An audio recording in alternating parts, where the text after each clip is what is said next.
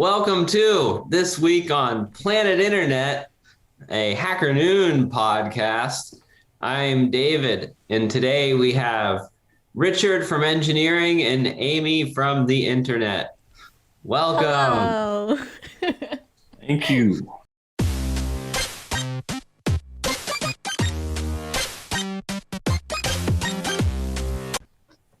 How are your days going? They're going pretty good. It's going. It's yeah. Very Can't complain. insightful stuff. All right. Today we're going to talk about Zoom in court, Zoombombing, Spirit Airlines, the travel industry, and something called the ownership economy. So I will share my screen for all of our audio listeners. Video listeners. Our audio listeners won't appreciate you sharing your screen.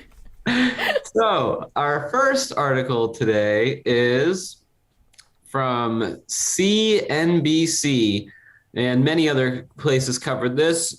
Zoom reaches an $85 million settlement over user privacy and hacker Zoom bombing. And for those of you who have been living under a rock or haven't been Zoom bombed before, the Wikipedia definition is unwanted disruptive intrusion, generally internet trolls, into a video conference call. In a typical Zoom bombing incident, a teleconferencing session is hijacked by the insertion of a material that is lewd, obscene, racist, homophobic. I don't even know if I should say all these words, typically resulting in the shutdown of a session. And that term, popularized last year because of COVID-19, forced many to stay at home, and video conference became used large at scale.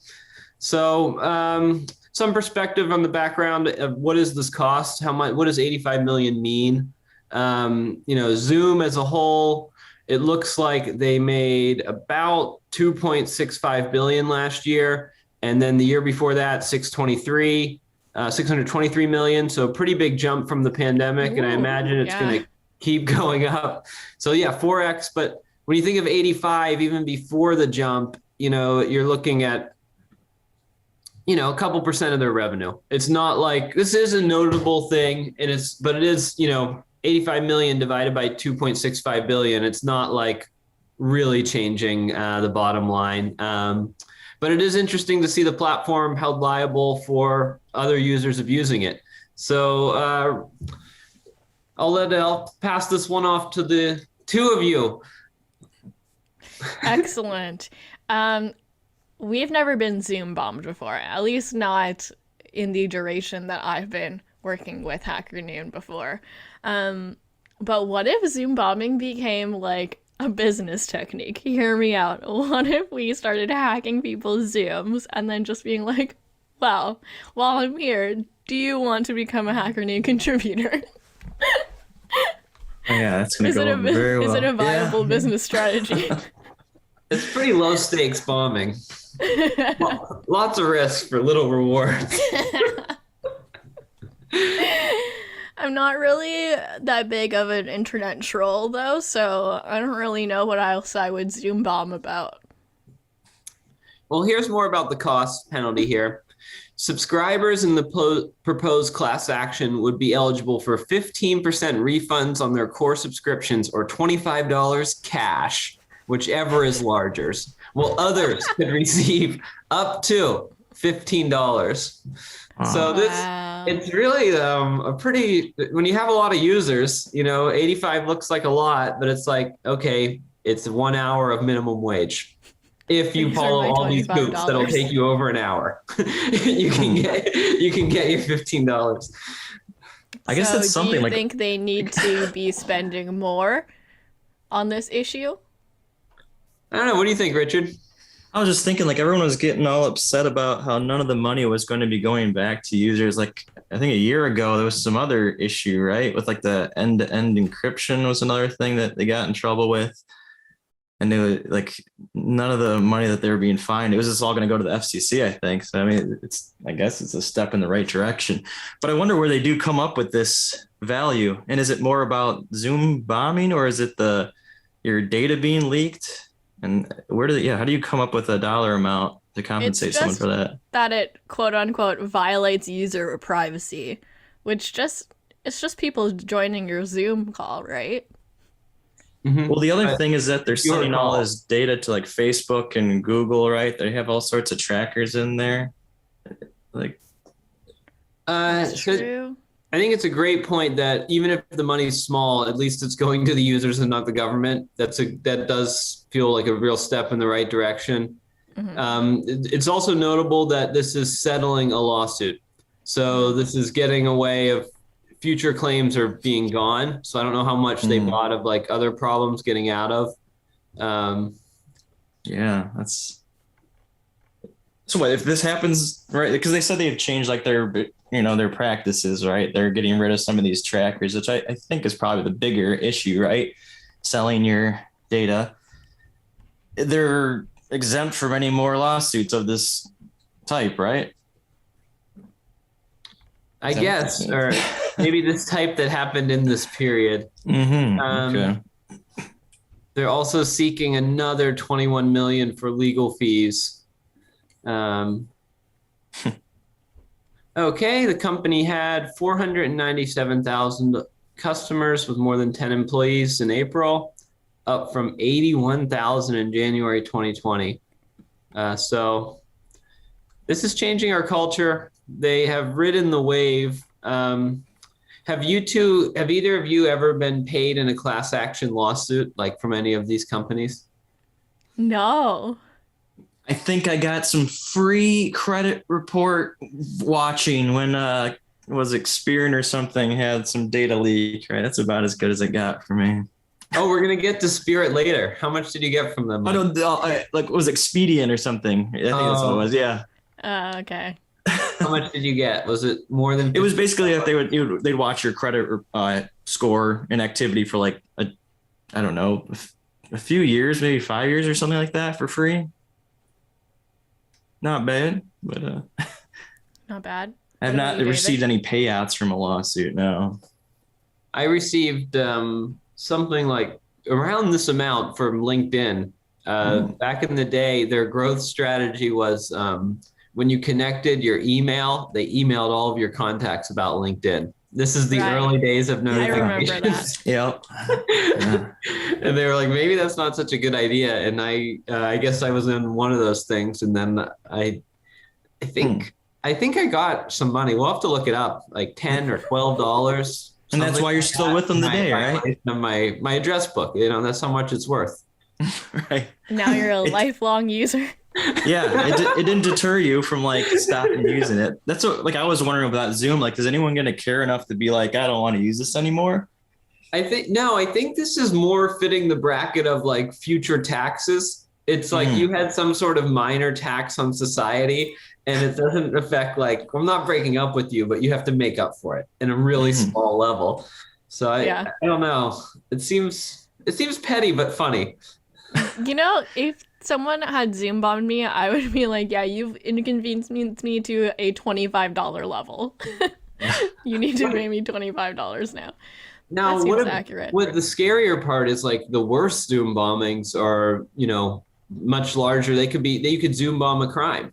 If you Zoom bomb someone and a crime is happening there, now we're 2 levels. And like, does this court case affect the ability to like try something more serious?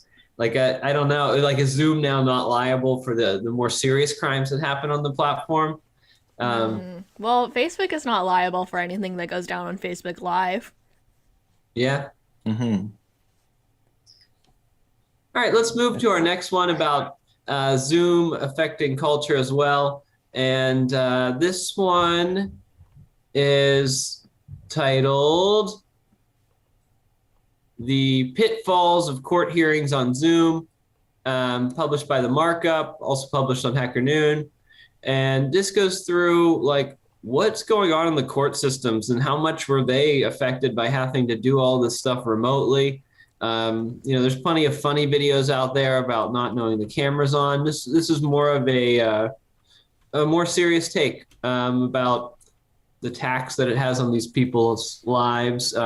Here's a quote here about the dehumanizing effect of video.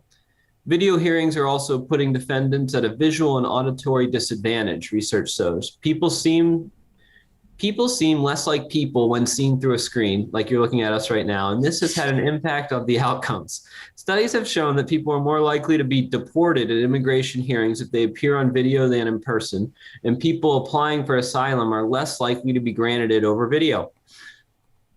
And then we have the criminal defense attorney quote, "The way to judge credibility is to be in the room with somebody, not over camera."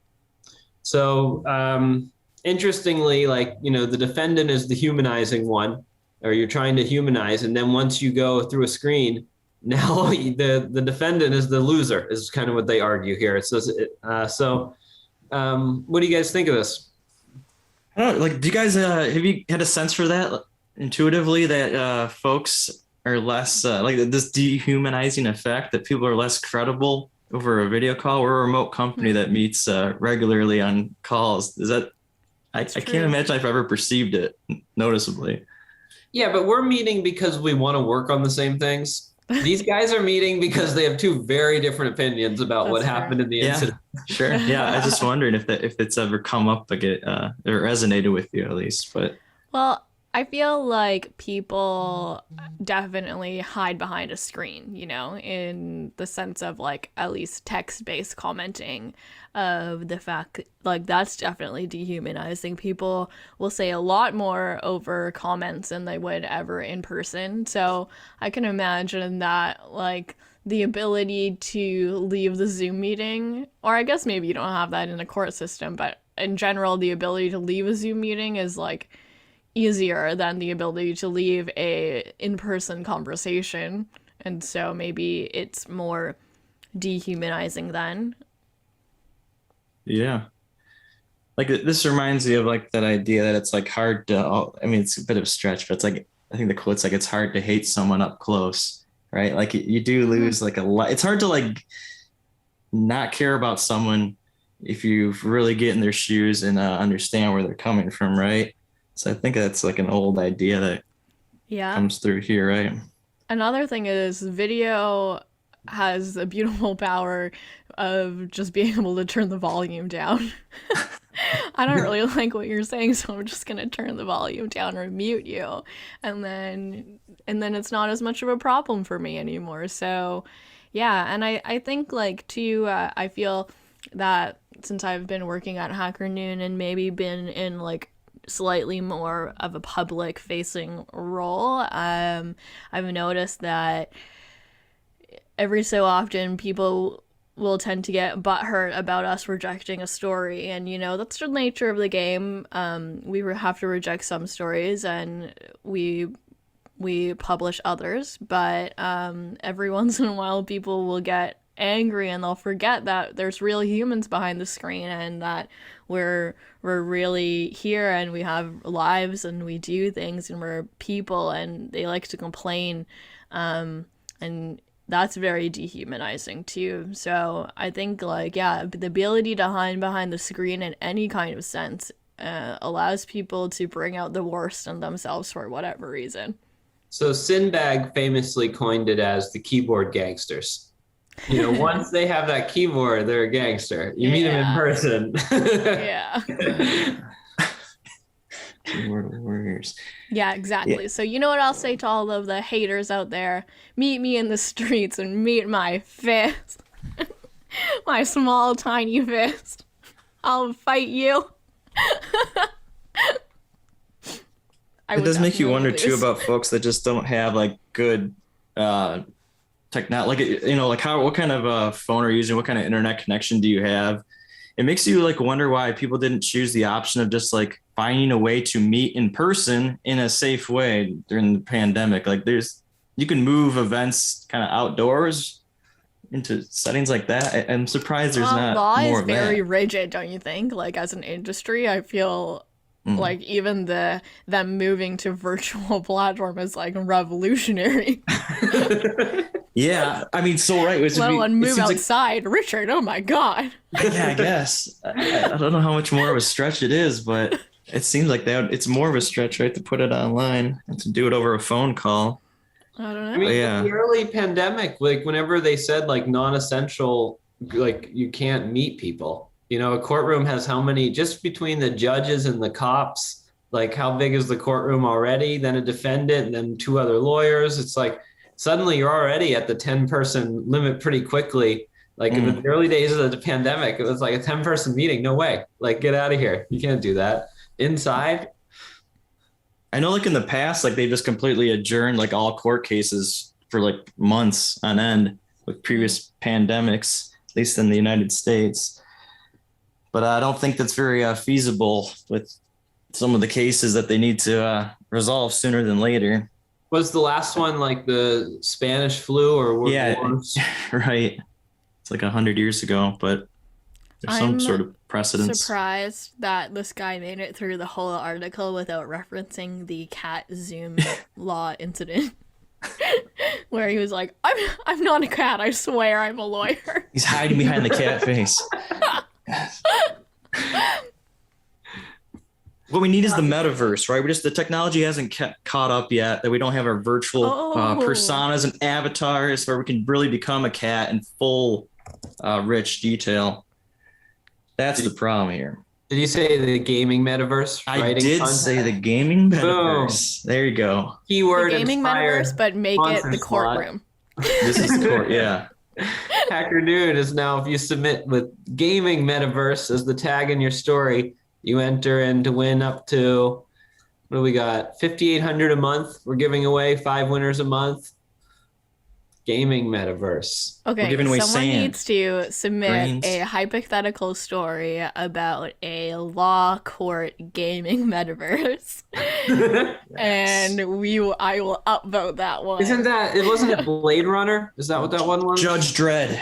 Or no, was it Total Recall? What was the one where Arnold goes to court and then they send him into the game show? If he gets out the other side, he survives. I have no idea. All right, someone that sounds awesome on that. Yeah, I was thinking Judge Dredd. That sounds way cooler. All right, that brings us to our next story. It's about Spirit Airlines. Has anyone ever ridden Spirit? Have you guys ridden Spirit? I don't think so. I've heard horror stories about the cramped conditions for sure. Lots of complaints. Yeah, I've never done it actually, but they have decided to start canceling flights left and right. From the article, as of Tuesday evening, Spirit Airlines canceled 60% or 416 of the day's flights due to operational issues that have impacted the carrier for 3 consecutive days, where they've gone up. Spirit's official statement on the subject is, we are experiencing operational challenges in some areas of our network. Before going to the airport, check your email and flight status here. The fastest way to receive assistance is through web chat. So you cannot talk to a human and your flight is most likely canceled. Also, we didn't notify you. Let's take a minute here for the replies just to see the organic discussion about this great news. Thank you, Spirit Air. You have left me stranded in the Dominican Republic for 2 days. Gate agents will call Spirit number for assistance. We have been trying for 2 days. What the fuck is going on? And sorry to hear about this. Please DM us. Thanks, Spirit. So we can take a closer look. Make sure I'm getting this right. I researched the story a little bit. And one of the ironic things is like the layoffs actually aren't really killing the stock price. Over the last year, it's still up overall, and it's only down like 10 or 20%. And NASDAQ actually had an article coming out saying they're getting back on track. And this is like, they should be a smaller company that runs less airlines. And like the ones they're getting rid of are the ones that aren't as profitable. So there's like 2 things going on of all their customers hating them. But there's always going to be someone who's the cheapest flight, like someone who charges for the penny, charges for the bottle of water, charges for all of it. So I think while they're really getting roasted across the internet, rightfully so, and what they're doing is not morally sound, I don't think, but that's their own opinion. stranding all these customers, but I don't think it's going to actually penalize them from a business sense in the long term. It's kind of my between the lines reading. Wait, hold like on. So are you saying that after reading about this 60% cancellation rate, you're ready to book a Spirit flight? No, I wasn't. Yeah, okay. A Spirit flight. If I had a choice, I don't think I would book a Spirit flight, like in general. I would just, the other airlines all seem better. But I'm saying there's always going to be someone who's the cheapest airline. It's really hard to get into all these airports, and they have the government still paying them a lot of money, and they're getting rid of their least efficient flights. I think they're going to survive as a business. And I think even though it looks like they're like tanking, I think the business will be fine, but it's just they hurt a lot of people. There's a lot of people that are being stranded. A whole 72 hours later, I finally get connected to a sport agent. And look at this. I don't know which emoji to use. It is very rare that just today the support numbers are not working. Very, very rare. Even the day we laid off everybody. Wow. It's insane. Do you think that they will need to rebrand? I think you know what you're getting into already, though, right? It's like nothing's really changed. This has been known about for like a decade already, right? Look at this social media espionage here. United canceled my flight while on the way to the airport. Flying United from now on. Official United account comes in. We're glad to have you on board, Jav. We're watching closely. Thanks, Jav. All these tweets are great. So what do you think? I don't know what you can glean from the stock market, or the stock price is not changing. They're actually going up, though. I don't understand stocks and how they go up or down regardless. I don't think they're rooted in any sort of reality anyways, right? Yeah, they're rooted in like the market, the perception. It's just an aggregate of people buying and selling. I mean, so if you look at 5 days, which is basically the course of this news, you're going from like 29 to 26. And then you look at them 6 months ago, this is their 6 month low basically. But then you look at a year ago, they were even lower, down here. Okay. So can you Google when the last Spirit airline scandal was?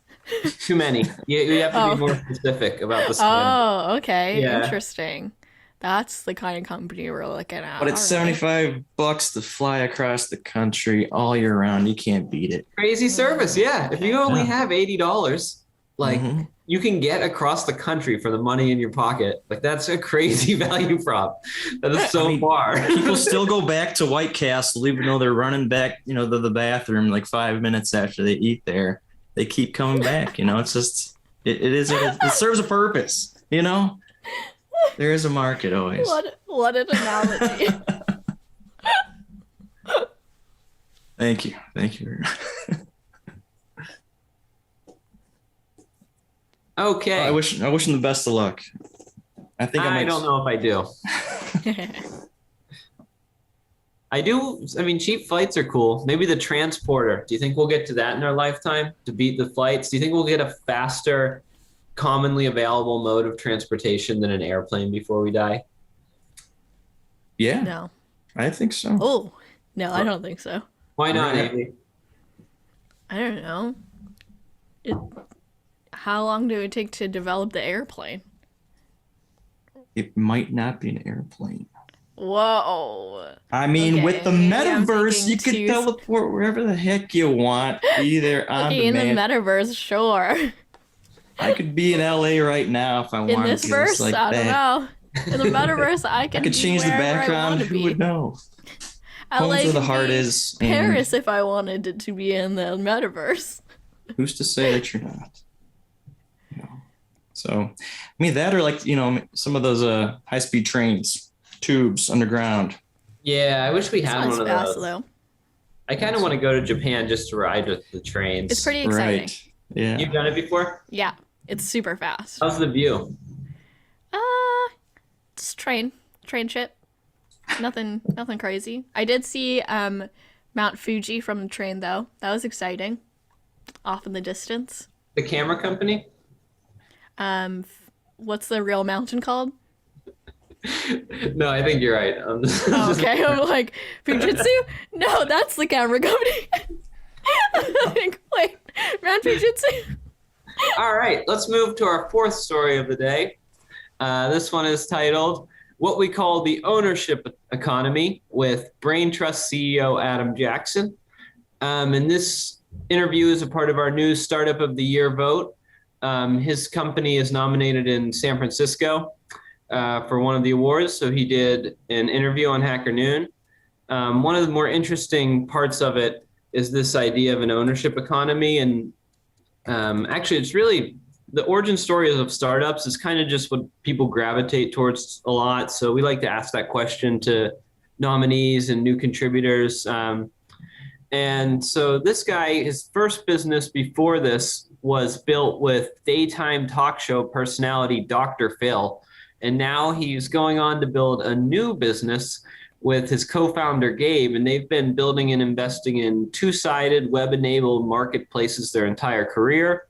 And so what they love about the business model, quote from the story here, create a trusted place to transact, ensure quality and reputation, build liquidity on both sides so buyers and sellers can meet, discover, price, and transact. A beautiful thing, he calls it.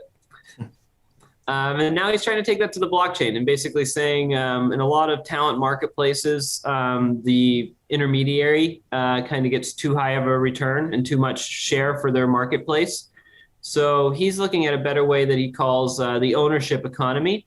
And it's a form of network ownership powered by a new technology, blockchain tokens. So after reading this story, do you know what the ownership economy is? No, not quite. It didn't sink in. Whoa. I like what I know hear, there was though. going to be a test after.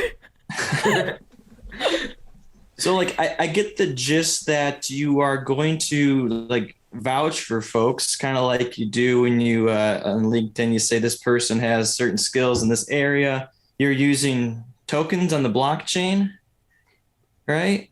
So you're kind of, and I don't know, is there actually a value, a cash value behind this or not so much then? I think the idea is that it's free, right? To vouch for someone and to affirm their skills in some tech area or whatnot, right?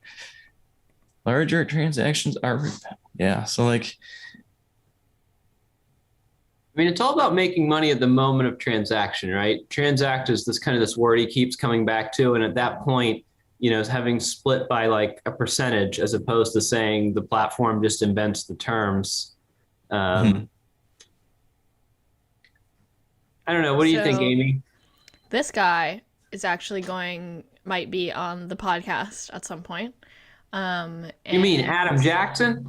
Yes, Adam Jackson, Brain Trust CEO. He might be on the podcast at some point, which I did not tell you prior to this episode. But I think that this might be something that I might have to ask him about because, yeah, I don't really, not that I don't understand, but like I don't understand the relation in the blockchain sense, I guess. Like I'm putting together the pieces still about the blockchain stuff. I don't know. Yeah, like from what it sounded like, you would say that this person has this set of skills, and you're backing it by your use of these tokens on the chain, right? So, are you saying that like every time you buy a token, you're I guess that's contributing to the ownership economy? Yeah, I don't know. Do you actually buy the tokens or what? I guess I didn't quite pick that up from this article. There's a lot of questions. Brain Trust and buy a token. Access. So get matched to talent. I mean, it's really from the positioning of the homepage, it's much more, we're here to help you hire, and it happens to be powered by blockchain. Mm-hmm. In the model is much more than like, and which is how these companies should be positioning themselves, I think, because it's like, I don't care. The customer doesn't care how it's built. They care that it works. Mm-hmm. How it works.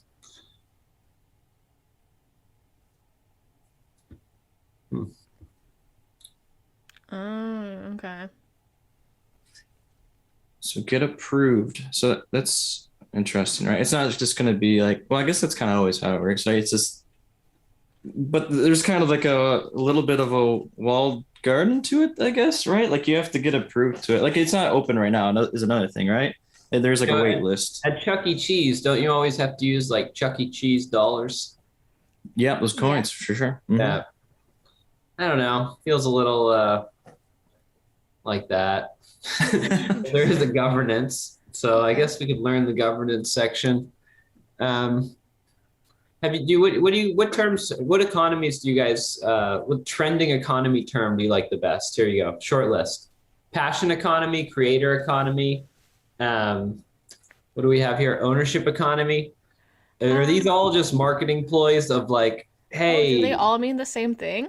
I don't know. I mean, I think if you get deep, like people will say they mean different things, but it feels a little bit like, oh, do you create something? Okay, you're in the economy. Well, isn't that how the economy was before? Like, yeah, isn't that just the economy? That's what I'm saying. Like, is the ownership economy not just the economy?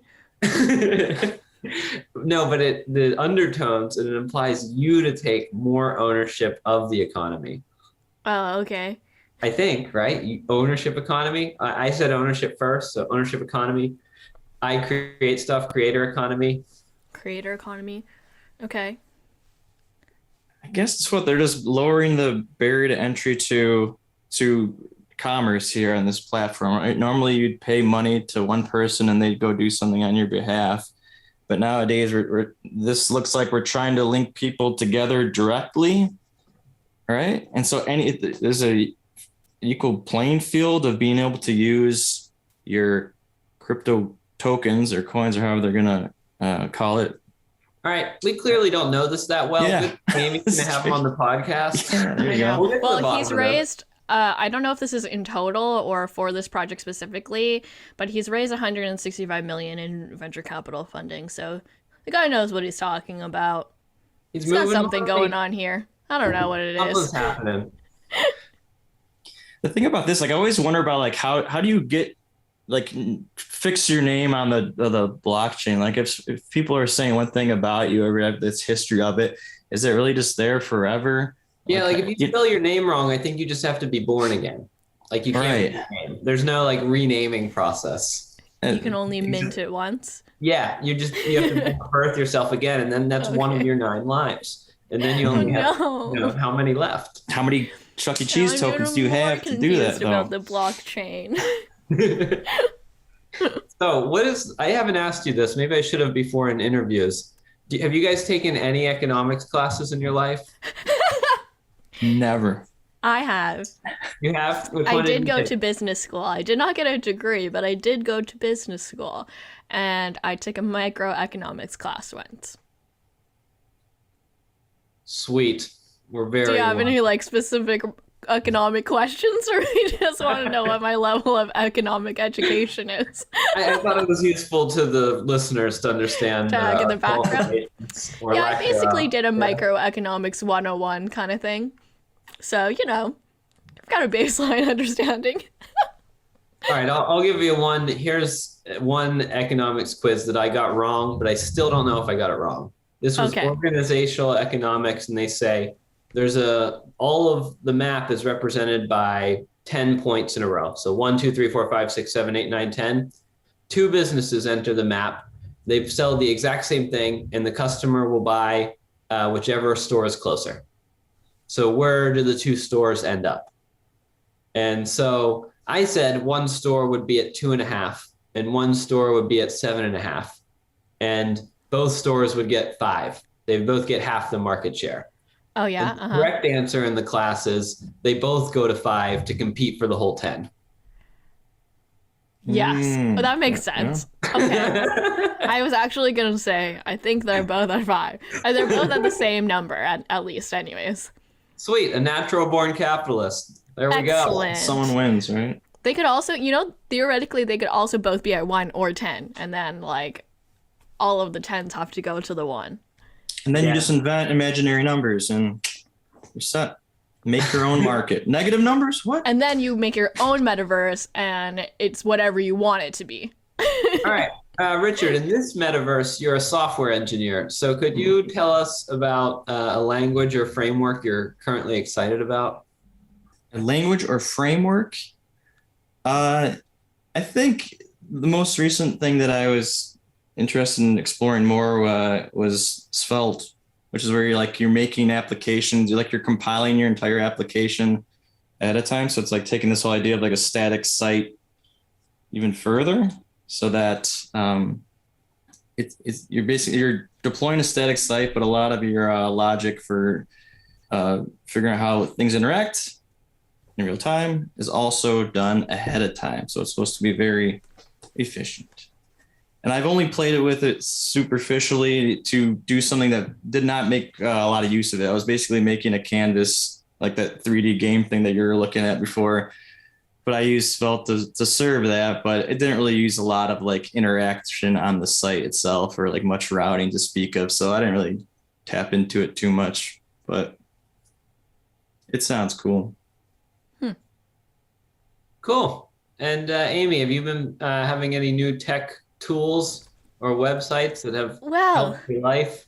David, I'm glad you asked. I actually just received something in the mail this morning. It is, and we have not discussed this pre-podcast, so this is live extra content and it's excellent. I got this in the mail this morning. This spaceshipy looking device.